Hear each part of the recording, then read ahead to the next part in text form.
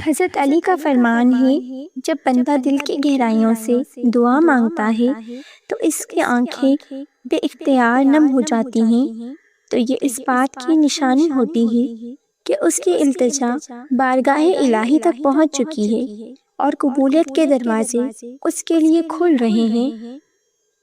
نیکی صرف اس بات کا نام نہیں کہ آپ ہر وقت لوگوں کے لیے اچھے کام کرتے رہیں، بلکہ اصل بھلائی یہ بھی ہے کہ آپ کسی کے ساتھ ظلم و زیادتی یا برائی کرنے سے خود کو روک لیں۔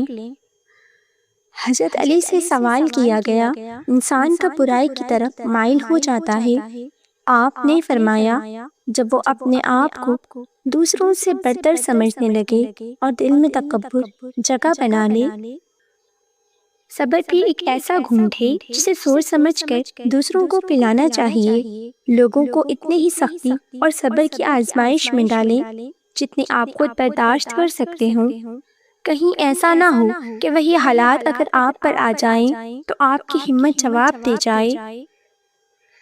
عورت کے کردار اور معیار کا اصل حسن تو یہ ہے کہ اس میں نہ کہنے کی ہمت ہو۔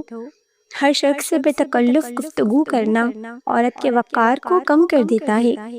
باوقار عورت وہ ہوتی ہے جس سے گفتگو کرنے سے پہلے غیر مرد بھی سوچنے پر مجبور ہو جائے۔ عورت کی حیا اس خوشبو کی مانند ہے جو شیشے میں بند ہو تو دلوں کو مہکا دیتی ہے، لیکن اگر وہ خوشبو بکھر جائے تو خالی شیشے کی کوئی قدر باقی نہیں رہتی۔ حضرت علی فرماتے ہیں، جب دعا کے وقت تمہاری آنکھیں بھیگ جائے اور دل نرم ہو جائے تو سمجھ لو تمہاری فریاد عرش تک پہنچ چکی ہے۔ خون کے رشتوں میں ناراضگیاں آ سکتی ہیں، فاصلے بھی پیدا ہو سکتے ہیں، مگر وہ مکمل طور پر ختم نہیں ہوتے۔ خاندان کو جوڑے رکھنے کا ہنر دراصل برداشت اور درگزر کا نام ہے۔ حضرت علی کا ارشاد ہے، جس چیز کی خواہش دل میں ہو اس کے لیے دعا کرتے رہو، کیونکہ ممکن اور ناممکن کی حدیں انسان کے ذہن نے بنائی ہے۔ اللہ کی قدرت کے سامنے کوئی چیز ناممکن نہیں۔ زندگی کی سب سے مشکل گھڑی وہ ہوتی ہے جب انسان کو اس دروازے پر دستک دینی پڑے جس کی کنجی کبھی اس کے اپنے ہاتھ میں ہوا کرتی تھی۔ ایک ادبی کہاوت ہے، اونٹ اگر زمین پر بیٹھ بھی جائے تب بھی اس کی بلندی کتوں سے زیادہ ہی رہتی ہے۔ بعض اوقات ایسا بھی ہوتا ہے کہ جب خون کے رشتے دلوں میں فاصلہ پیدا کر لیتے ہیں تو پھر ملاقاتیں اکثر جنازوں کے موقع پر ہی نصیب ہوتی ہیں۔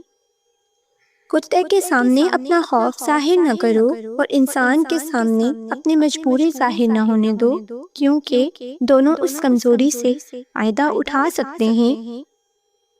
حضرت علی کا فرمان ہے، عقل سے بڑی کوئی دولت نہیں، جہالت سے بڑی کوئی غربت نہیں، ادب و آداب سے قیمتی کوئی میراث نہیں، اور مشورے سے بڑھ کر کوئی مددگار نہیں۔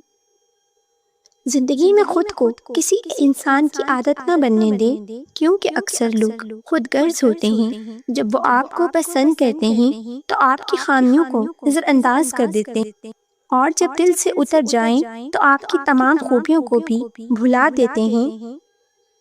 خوش قسمت عورت کی دو بڑی نشانیاں ہوتی ہیں۔ پہلے یہ کہ اگر اس سے غلطی ہو جائے تو مرد اسے منانے کے لیے معافی مانگنے میں عار محسوس نہ کرے، اور دوسری یہ کہ مرد ہمیشہ اس عورت کو عزت اور احترام دے۔ بہت سے لوگ اپنی جوانی کا قیمتی وقت ذہنی پریشانیوں اور ڈپریشنز میں گزار دیتے ہیں، حالانکہ یہی وقت زندگی کو سنوارنے کا بہترین موقع ہوتا ہے۔ اگر کسی کے دل میں حج کی شدید خواہش ہو مگر وسائل میسر نہ ہوں تو روزانہ 21 مرتبہ سورہ فتح کی آیت نمبر 27 پڑھنے کا عمل حصول مقصد تک جاری رکھیں۔ اپنے حالات کے بدلنے کا انتظار کرنے کے بجائے اتنی محنت کریں کہ ہر دن آپ کے لیے نئی جدوجہد اور نئی کامیابی کا پیغام بن جائے۔ زندگی ہمیں ایک دن سب کچھ نہیں سکھاتی، وقت کے ساتھ ساتھ وہ ہمیں اپنے سانچوں میں ڈھال دیتی ہے جن کے بارے میں ہم نے کبھی سوچا بھی نہیں ہوتا۔ کچھ خواب خاموشی سے پیچھے رہ جاتے ہیں اور کچھ حقیقتیں سامنے آ کھڑی ہوتی ہیں۔ یہی عمل انسان کو سمجھدار بناتا ہے۔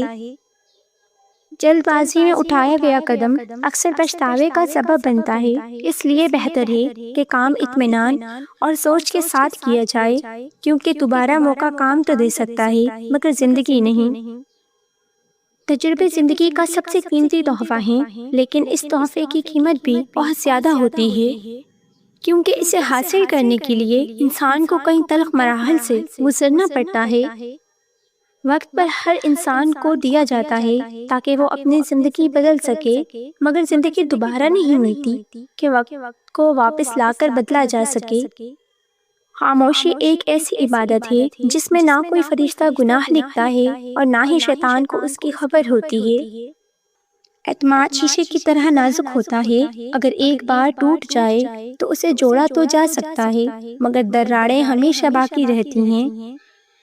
جو 20 گھنٹے مرد کے دل و دماغ میں بسنا چاہتی ہو تو صرف ان 3 باتوں پر عمل کرو: اس کی عزت کرو، اس کی بات کو اہمیت دو اور مشکل وقت میں اس کا ساتھ نہ چھوڑو۔